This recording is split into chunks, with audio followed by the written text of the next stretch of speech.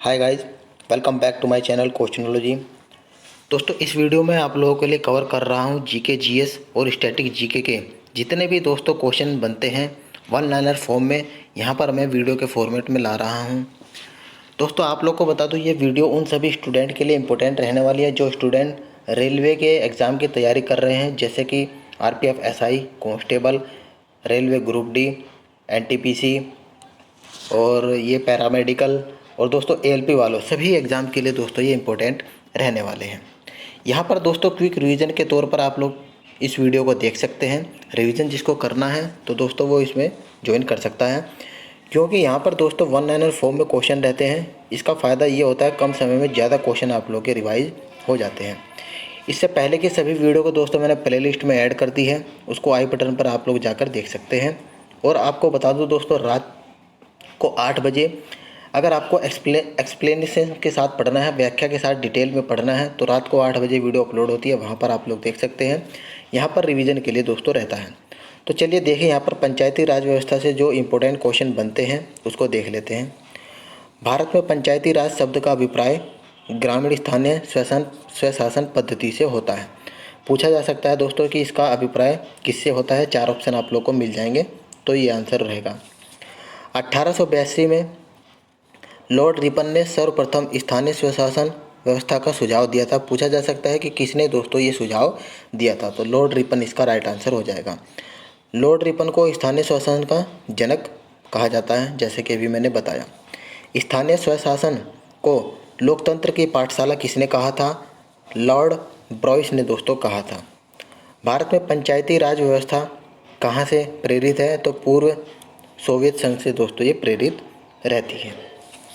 पंचायती राज लोकतांत्रिक विकेंद्रीकरण पर आधारित होती है, जिसका मुख्य उद्देश्य जनता को प्रशासन में भागीदारी योग्य बनाना होता है।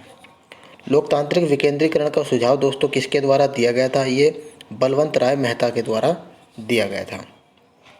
भारत में ग्रामीण जनता के स्तर में वृद्धि के लिए के.एम. मुंशी समिति के सिफारिश पर 2 अक्टूबर 1952 को सामुदायिक विकास कार्यक्रम शुरू किया गया था। ठीक है, ये बात आप लोग को दोस्तों ध्यान रखनी होगी। इस कार्यक्रम के मूल्यांकन के लिए बलवंत राय मेहता समिति दोस्तों बनाई गई थी। बलवंत राय मेहता को भारत के पंचायती राज व्यवस्था का वास्तुकार कहा जाता है। ये दोस्तों इम्पोर्टेंट रहता है क्वेश्चन। पूछा जाता है कि पंचायती राज व्यवस्था का वास्तुकार किसको कहा जाता है। पंचायती राज राज्य सूची का दोस्तों विषय रहता है। भारतीय संविधान के नीति निर्देशक तत्वों के अंतर्गत आर्टिकल 24 के तहत ग्राम पंचायत के गठन हेतु प्रावधान बताए गए हैं। तो आर्टिकल 40 आप लोग को ध्यान रखना होगा। 73वां संविधान संशोधन 1952 द्वारा पंचायतों को संवैधानिक दर्जा प्रदान किया गया था। संवैधानिक दर्जा 73वें संविधान संशोधन 1992 द्वारा दोस्तों प्रदान किया गया था। संवैधानिक दर्जा देने की सिफारिश किसने करी थी दोस्तों? एलन सिंघवी समिति 1986 तथा पी.के. थुंगन समिति 1988 ने की थी। आगे बढ़ते हैं। भारत में सर्वप्रथम पंचायती राज व्यवस्था त्रिस्तरीय की शुरुआत कब हुई थी? 2 अक्टूबर 1959 को। और किसके द्वारा? प्रधानमंत्री जवाहरलाल नेहरू के द्वारा राजस्थान के नागौर जिले से दोस्तों ये स्टार्ट किया गया था। आंध्र प्रदेश दूसरा राज्य है जहां 11 अक्टूबर 1959 को पंचायती राज व्यवस्था महबूबनगर जिले के 7 नगर विकास खंड में लागू हुआ था। पहला दोस्तों ये नागौर हो गया और दूसरा ये आंध्र प्रदेश रहता है। नेक्स्ट क्वेश्चन है कि 73वां संविधान संशोधन 1952 द्वारा संविधान के भाग 9 के अंतर्गत आर्टिकल 243 क से ण तक तथा 11वीं अनुसूची के तहत पंचायती राज व्यवस्था की गई है। तो दोस्तों ये आप लोग को ध्यान रखना होगा। आगे है 11वीं अनुसूची में कुल 29 विषय का उल्लेख जिन पर पंचायतों को विधि बनाने की शक्ति प्रदान की गई है। तो अनुसूची दोस्तों आप लोगों से पूछा जा सकता है कि विधि बनाने की शक्ति किसमें प्रदान की गई है? तो 11वीं अनुसूची में। आगे है 73वां संविधान संशोधन अधिनियम पंचायती राज अधिनियम 24 अप्रैल 1993 को पूरे देश में लागू हो गया था। इसलिए 24 अप्रैल को पंचायत दिवस के रूप में मनाया जाता है। इम्पोर्टेंट दोस्तों ये बन जाता है। ठीक है, चलिए आगे दोस्तों देखिए आप लोग। यहाँ दोस्तों आप लोग ये देख सकते हैं, क्वेश्चन है 73वां संविधान संशोधन के बाद पंचायत चुनाव कराने वाला पहला राज्य मध्य प्रदेश है। ठीक है, मध्य प्रदेश पहला राज्य रहता है। वर्तमान में भारत में पंचायती राज व्यवस्था की संरचना त्रिस्तरीय होती है। त्रिस्तरीय पंचायती राज की सिफारिश किसने करी थी? बलवंत राय मेहता समिति 1957 ने करी थी। पंचायती राज व्यवस्था के 3 स्तरीय प्रणाली के अंतर्गत ग्राम स्तर पर ग्राम पंचायत, प्रखंड स्तर पर पंचायत समिति और जिला स्तर पर जिला परिषद आती है। सभी पंचायतों का कार्यकाल की बात करते हैं तो 5 साल का होता है, जिसका चुनाव कराने का निर्णय राज्य सरकार का द्वारा दोस्तों लिया जाता है। ठीक है, ये सभी दोस्तों क्वेश्चन आप लोगों के बन जाते हैं। पंचायत भंग होने पर पुनः निर्वाचन 6 माह के अंदर शेष अवधि के लिए दोस्तों होता है। पंचायती राज संस्थाओं के लिए प्रत्यक्ष और गुप्त मतदान का प्रावधान किया गया है। पंचायती राज की सबसे छोटी इकाई को दोस्तों ग्राम सभा या ग्राम पंचायत है कहते हैं। मतदाता सूची में दर्ज 18 वर्ष पूर्ण कर चुके सभी लोग ग्राम सभा के सदस्य होते हैं। भारत में प्रथम लोकतंत्र का उदाहरण ग्राम सभा होता है। ठीक है, ग्राम सभा का चुनाव ग्राम सभा द्वारा प्रत्यक्ष रूप से किया जाता है। नेक्स्ट, पंचायत के चुनाव के लिए उम्मीदवार की न्यूनतम आयु दोस्तों 21 वर्ष रखी गई है और ग्राम पंचायत का प्रमुख मुखिया तथा सरकारी पदाधिकारी पंचायत सेवक कहलाता है।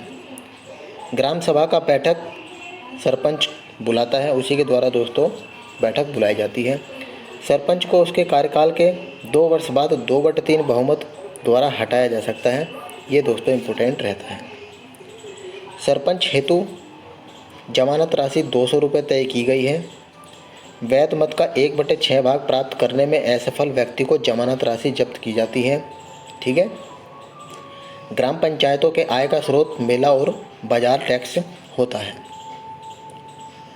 पंचायती व्यवस्था के अंतर्गत आर्टिकल 243 घ के तहत महिलाओं के लिए 1/3 यानी कि 33% आरक्षण की दोस्तों व्यवस्था की गई है।